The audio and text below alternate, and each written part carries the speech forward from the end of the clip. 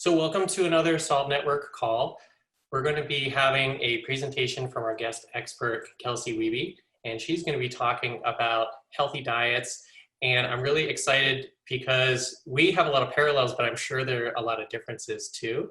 And I would like to encourage everyone, if you're listening to this after the fact, to contact us at the Solve Network so you can find out who our upcoming guest experts are. And it gives you a great opportunity to connect, because after the presentation, you have an opportunity to talk to them one-on-one and get your questions answered. So if you're interested in that, or you'd like to come on and be a guest expert yourself, please contact us, or you can go to our website, which is thesolvenetwork.com. So you're not here to listen to me though, so I'm gonna hand it over to Kelsey, and I look forward to hearing the presentation. Hello, everybody. If you don't know who I am, which I think all of you do, a lot of you are family. I appreciate you being here. My name is Kelsey Wiebe, and I am a personal trainer and an online health coach. And I specifically help people who, well, specifically I help women who struggle with feeling out of control with food, or obsessed with food, or are just struggling to feel comfortable in their own bodies. So, and a lot of that has come to me learning more about dieting and how our brains and our bodies react to dieting. And so I'm working on teaching people a healthier approach to dieting, or a healthier approach to creating a healthy lifestyle that's much more fulfilling. So on to our next. So if you know anything about our culture, we are a culture that tends to love before and after pictures. We are a culture that absolutely praises weight loss, especially fast and quick weight loss. We really appreciate transformations, and we want to see results quickly. We're a very quick kind of culture.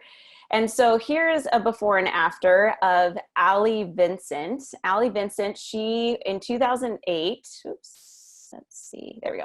In 2008, she actually dropped 122 pounds in 30 weeks to become the very first female biggest loser. Let's see. Oh, microwave culture, yeah. So the very first female biggest loser. And she won the 5th season overall. And she was feeling like she was on top of the world, right? Like everyone was celebrating with her. It was a really big deal. She had this huge transformation. But unfortunately, if you know anything, there tends to be an after these afters, right?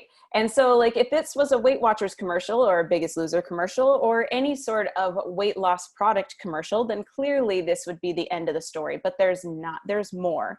So in 2016, 8 years later, after her big win, she went on to Oprah Winfrey show, and she shared how she had, or not on the Oprah Winfrey show, but she went on a show and she shared how she had regained the weight.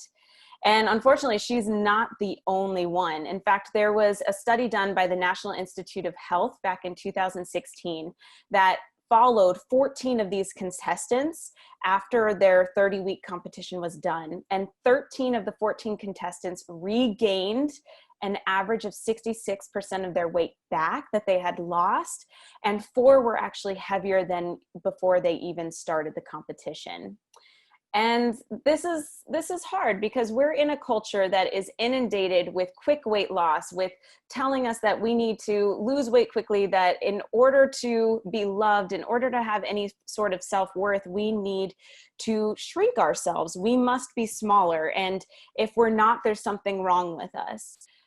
Which then brings me to, hello, this is me.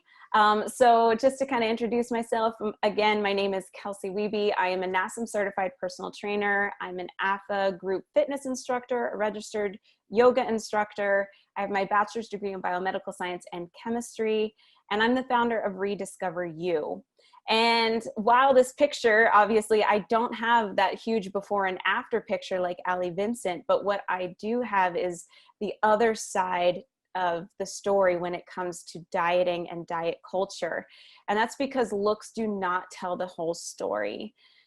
So while, like, do not let the muscles and the big smile fool you. In this picture, like the night before, I had binged and purged. And all this day leading up to the photo shoot, I refused to eat anything. And I was doing crazy amounts of cardio, anything I could to try and look a certain way for this photo. And even then, I took this photo and was extremely nitpicky and disappointed with it. And it's because I had struggled for 18 years with eating disorders. So from an early age, back when I was 12 years old, I went on my first restrictive diet. It was one of those 48-hour juice cleanse, Hollywood juice cleanse. And I lost a good 10 pounds at 12 years old. Now, granted, obviously it was a juice cleanse, so most of it was just water weight. But what it did is it kind of sparked something within me. And after that, I really struggled with anorexia all the way through middle school, getting down to about 88 pounds. Then struggling through with binge eating as an adult, just not really understanding how to control my food. Eventually, later on into my late 20s, I was struggling with binging and purging, or binge eating and excessive over exercise. I was obsessed with food. I couldn't go without tracking every single macro, every single calorie. And the flip side, it's super ironic. I would be so cautious, wouldn't even allow myself to eat a banana because it had too much sugar. But then something would happen, I'd lose control, and I would binge eat on 3,000 calories worth of chocolate and pizza and you name it. And the only reason that I was able to maintain because of excessive exercise. And this is why I just never thought that I could find recovery. I thought that I could be healed. I never thought that I could not be obsessed with food and my weight. And I finally found recovery in late December, early January, when I stumbled upon intuitive eating and habits and making peace with food. And that's my mission now, is to share with others, because we're inundated with this message of just eat less and move more. But then we have nope, you've got to do it the keto diet, no carbs, don't have any carbs, they'll make you fat. Oh no, vegan, if you eat meat or if you're eating fats or you're whatever, that's, meat is making you fat. And then you have paleo, no, meat is good. And but bread is bad. And then you have oh, well, just eating altogether, just stop eating. We have intermittent fasting. We have Weight Watchers. We have count your points, count your calories. We are so confused by what the message is. And the biggest thing that I want you to recognize that does kind of put these things together is it's kind of advertising quick results, and it's advertising restriction. It's advertising you to cut something out from your diet. And the problem is at the end of the day, we end up looking at ourselves. We end up feeling like we're the problem, that we're the ones who are undisciplined. We're the ones who are out of control. We're the ones who failed. We're the ones who are broken. And honestly, the system is broken, not you. The culture is broken, not you. Because when we go on these excessive restrictive diets and we lose weight drastically, our brains are not meant for it. So diets don't work. That's the key takeaway. They do not work, especially when they're really, really restrictive. In fact, there's so many studies out there that recognize that your chances of succeeding and having long-lasting weight loss. So a lot of people, losing the weight's not hard, right? The problem is keeping the weight off. And so your chances of losing weight and keeping it off for 5 years or more are the same as surviving metastatic lung cancer, 5%.